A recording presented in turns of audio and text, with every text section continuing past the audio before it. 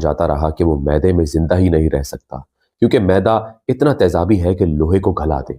मगर फिर अचानक साइंस को ये इंकशाफ होता है कि यही नामुमकिन समझी जाने वाली मखलूक इंसान के जिस्म में बरसों तक खामोशी से रहती है, अल्सर पैदा करती है, दर्द देती है और बाज़ औक़ात कैंसर तक की बुनियाद रख देती है। सवाल ये नहीं कि ये जरासीम कहाँ से आया, असल सवाल ये है कि हम इसे इतने अरसे तक क्यों नहीं देख सके।